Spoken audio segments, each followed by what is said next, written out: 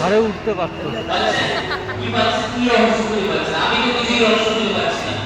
ঠিক আছে, যেভাবে ঠেলে দিয়ে সরিয়ে দিয়ে চললো মনে হয় ঘাড়ে ঘাড়ে উঠে পারতো তুই পারলে।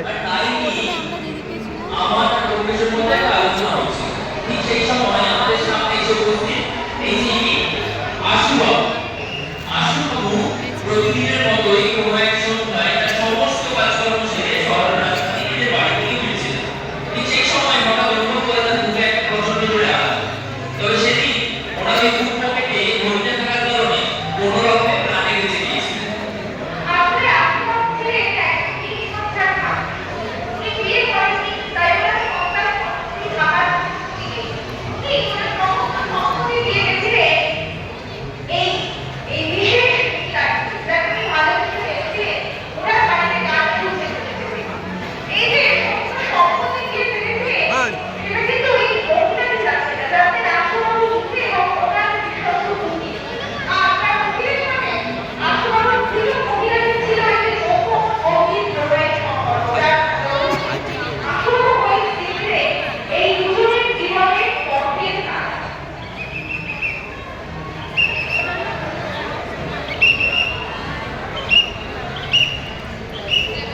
দেখো তো চিনতে পারছেন না নাকি?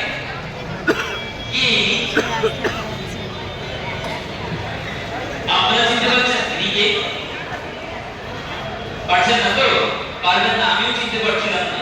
যখন প্রথমবার ব্যোমকেশ আমাকে এই ছদ্মবেশে সাজিয়ে দেয় তখন আমিও নিজেকে চিনতে পারছিলাম না। ওই যে পথের কাটার বিজ্ঞাপনটা দেখলেন, এই পথের কাটার বিজ্ঞাপনে বলা ছিল যে বয়কটের লেখনের দোকানে দক্ষিণ পশ্চিম কোণে ল্যাম্পপোস্টে হাত দিয়ে দাঁড়িয়ে থাকবে না।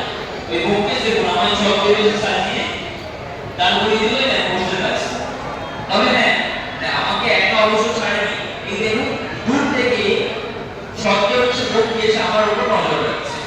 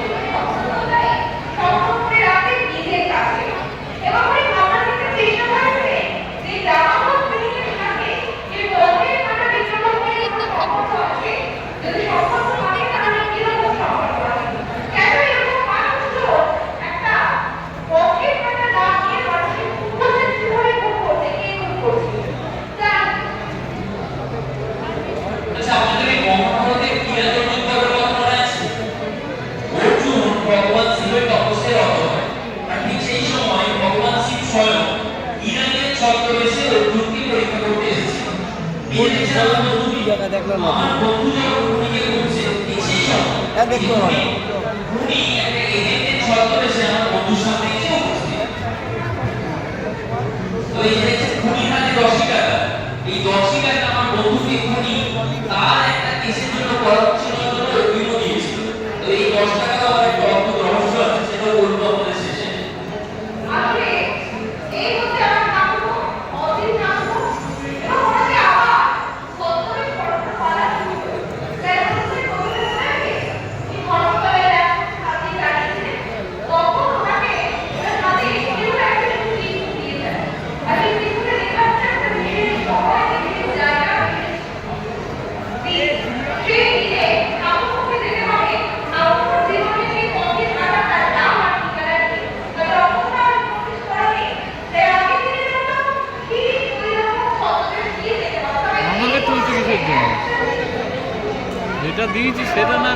ছবি তুলছে। আসলে আপনাদের নিশ্চয়ই মনে থাকবে রামমোহন মিল মিস্ত্রি যতগুলো হত্যা হচ্ছিল প্রত্যেকটা হত্যাতে যে অজ্ঞাতভাবে খুনি ছিলেন তিনি ওই একটা সাইকেলের তেলের মধ্যে তেলের স্প্রিং এর মধ্যে মিনারটা অপরভাবে তার রোপে করছিল।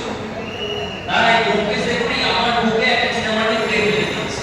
তবে অবশ্য আমার বুকে একা নয়, নিজের বুকে একটা সিনেমাটিক প্লেট বেঁধে নিয়েছিল যাতে করে আমাদের দুজনের কোনো ক্ষতি না হয়।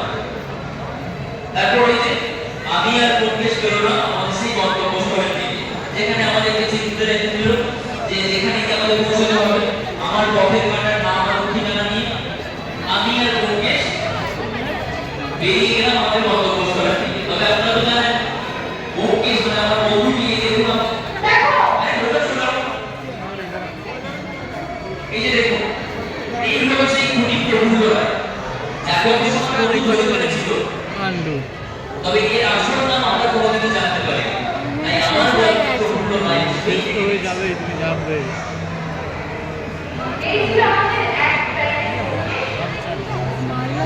মনে রাখবেন প্রতিটি চেনা বাড়িতে আছে অচেনা গল্প, আর প্রতিটি মনে আছে এক অন্ধকার কোণ, আর আছে আমাদের সবার প্রিয় সত্যান্বেষী ব্যোমকেশ ঘোষ। হয়ে গেছে।